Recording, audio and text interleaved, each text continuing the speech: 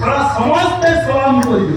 ଆଉ ପାଖରେ ପଇସା ନଥିଲେ ବାପା ମାର ନୁହଁ, ଭାଇ ଭଉଣୀର ନୁହଁ, ଆଉ ସ୍ୱାମୀ ସ୍ତ୍ରୀର ନୁହଁ। ଆଉ ଏ ପାଖରେ ପଇସା ନଥିଲେ ଜିଅନ୍ତା ମଣିଷ ଗୁଡ଼ା ଗୋଟେ ଗୋଟେ ମୁଦ୍ରା। ଆଉ ପାଖରେ ପଇସା ଥିଲେ ସାରା ଦୁନିଆଟା ଆମର।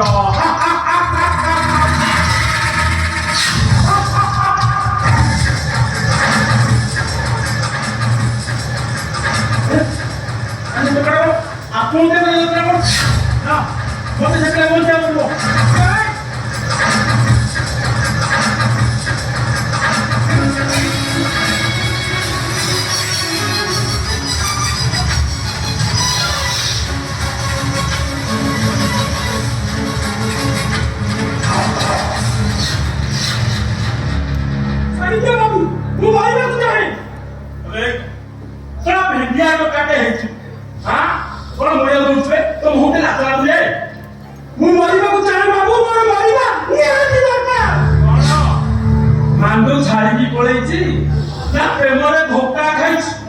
সময়টা বেঈমান হয়ে গেল বাবু।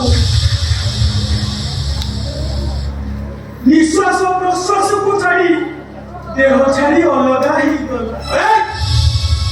ମୁଁ ବି ସେମାନଙ୍କ ଠାରୁ ପ୍ରତିଶୋଧ ନେବେ। କାହାଠାରୁ ପ୍ରତିଶୋଧ ନେବି ବାବୁ?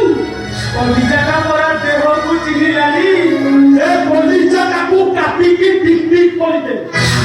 ଆପଣଙ୍କ ଛାତିରେ ଛୁରୀ ମାରିବାକୁ ହବ। ତମେ କୁହ ବାବୁ, ଯୋଉ ଭାଇଟା ତା ସାନ ଭାଇକି ମଣିଷ କରିବାକୁ ଯାଇ ଜୀବନ ସାରା ଢୋଲ ସହ ଢୋଲ ହେଇ ବାଜି ଆସିଛି, ଆଉ ଭାଉଜ ତା ନଣନ୍ଦ ଝିଅକୁ ମଣିଷ କରିବାକୁ ଯାଇ ନିଜକୁ ପକ୍ଷାସ ଦେଇଦେଲା। ଆଉ ଆମେ ସାନ ଭାଇ ଭଉଣୀ ଦି ଜଣ ତାକୁ ଡାକ୍ତର କରିବାକୁ ଯାଇ ଅଧା ପାଠ ପଢାରୁ ପାଠ ପଢା ବନ୍ଦ କରିଦେଲୁ।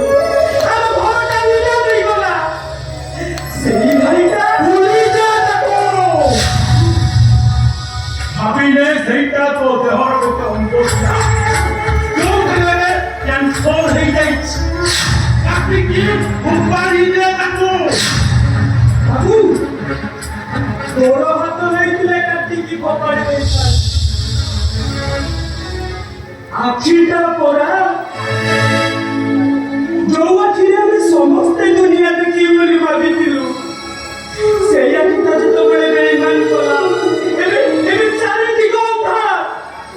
ତମେ କୁହ ବାବୁ, ମୋ ଭାଉଜକୁ ହାର୍ଟ ଆଟାକ୍। ଆମେ ଭାବିଲୁ ସେ ଶୁଣିଲେ ଦୌଡ଼ି ଆସିବ, ଭାଉଜକୁ ନେଇ ତା ମେଡିକାଲରେ ଟ୍ରିଟମେଣ୍ଟ କରିବ। ହେଲେ ସେ ବେଇମାନ ଭାଇଟା କଣ କଲା ଜାଣିଛ ବାବୁ? ସେଇ ବେଇମାନ ଭାଇଟା ମୋ ଭାଉଜକୁ ଗଳା ଧକ୍କା ଦେଇ ତା ହସ୍ପିଟାଲରୁ ଫିଟା କରିଦେଲା।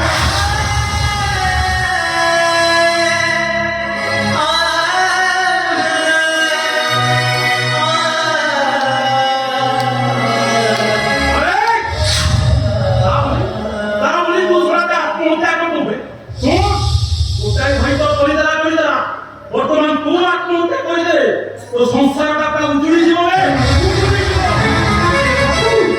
ମୁଁ ମହାଭାରତର ମୂର୍ଖ ଚରିତ୍ର ସେ ଅଙ୍ଗ ଭଙ୍ଗ ହୋଇ ଯୁଦ୍ଧ ଦେଖୁଥିବ। ମୋରି ଆଖି ସାମ୍ନାରେ ଶ୍ରୀମନ୍ଦିର ସିନ୍ଦୁର ରକ୍ତର ନଦୀର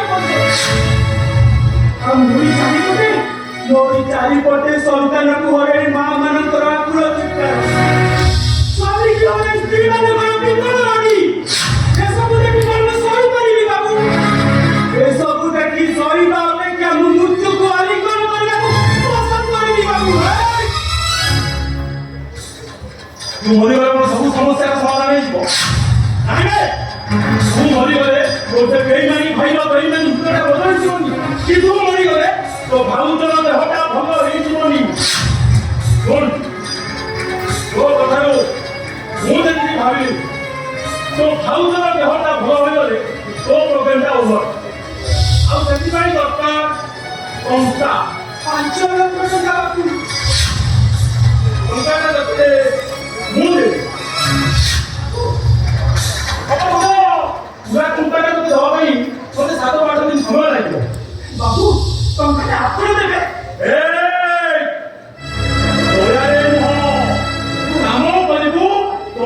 ନବୁ ଆମ କୋଉ କାମ ବାବୁ? ଚୋରି କୋଉ ଜଗନ୍ନାଥ ମନ୍ଦିରର ଜଗନ୍ନାଥ ମୂର୍ତ୍ତି ନା କୋଉ ରାଧାକୃଷ୍ଣ ମନ୍ଦିରର ସୁନାର ବଂଶୀ କଣ ଚୋରି କରିବାକୁ ପଡ଼ିବ ବାବୁ? କୁହ ବାବୁ, ଏ ଧରା ନ ପରିବାର ଗ୍ୟାରେଣ୍ଟି ଦେଇପାରିବିନି ବାବୁ। ଧର ମୋ ଭାଉଜ ପାଇଁ ମୋ ନିଜକୁ ମାରିଦେଇପାରେ, ନିଜକୁ ବି। କି ଦିନା ଶିଳ୍ପପତି ଝିଅ ନା ମନ୍ତ୍ରୀର ଝିଅ କାହାକୁ କିଡନାପ କରିବାକୁ ପଡ଼ିବ ବାବୁ? କୁହ ବାବୁ, ହେଲେ ଏନ୍କାଉଣ୍ଟରରେ ମାରିବି ଏ ଗ୍ୟାରେଣ୍ଟି ଦେଇପାରିବିନି ବାବୁ। କୋଉ ଶିଳ୍ପପତି କି କୋଉ ମନ୍ତ୍ରୀର ଝିଅ ନୁହେଁ, ଗୋଟେ ସାଧାରଣ ଝିଅ।